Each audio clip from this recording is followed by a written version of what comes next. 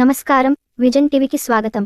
కర్నూలు జిల్లా ఎమ్మిగనూరు బీసీ సంఘాల ఐక్యవేదిక ఆత్మీయ సమావేశం. కర్నూలు జిల్లా ఎమ్మిగనూరులో బీసీ సంక్షేమ ఐక్యవేదిక ఆత్మీయ సమావేశం నిర్వహించారు. ఈ కార్యక్రమం స్థానిక మాచాని మెమోరీ హాల్లో జరిగింది. ముందుగా జ్యోతిరావు పూలే, సావిత్రిబాయి పూలే మరియు డాక్టర్ బిఆర్ అంబేద్కర్ చిత్రపటాలకు పూలమాల వేసి కార్యక్రమాన్ని ప్రారంభించారు.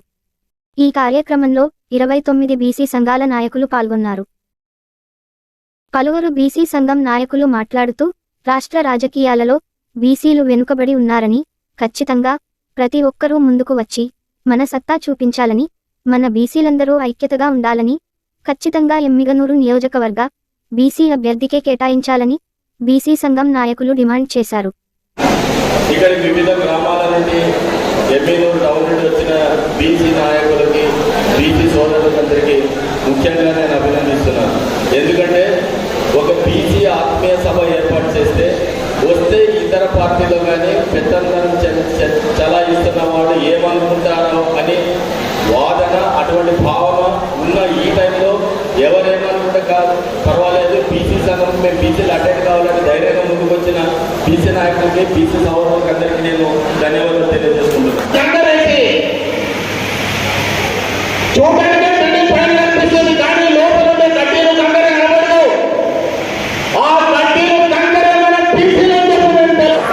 ఈరోజు బీసీ ఐక్య వేదిక ఎమ్మిగనూరు తరపు నుంచి బీసీలందరూ కూడా ఆత్మీయ సమ్మేళనం జరగడం జరిగింది. అందులో భాగంగా బీసీలకు మేమెంతో మాకెంత అనే నినాదంతో ఈరోజు మళ్ళీ వైఎస్ఆర్సీపీ పార్టీ బీసీలకు టికెట్ కేటాయించడం జరిగింది.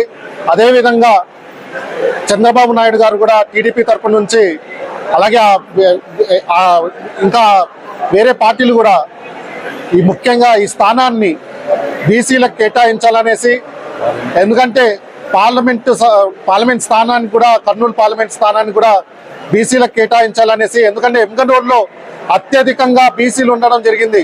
ఇప్పుడు చూసినట్లయితే లెక్కలు చూసినట్లయితే 65% వరకు కూడా, 65-70% వరకు కూడా ఎమ్మిగనూరులో బీసీలే ఉన్నారు. కాబట్టి ఈ సీటు బీసీ సీటు, ఈ సీటుని టీడీపీ వాళ్ళు కూడా బీసీలకే ఇవ్వాలని ఐక్యవేదిక తరపు నుంచి కూడా, అలాగే all India OBC students association తరపు నుంచి కూడా మేము డిమాండ్ చేయడం జరుగుతుంది.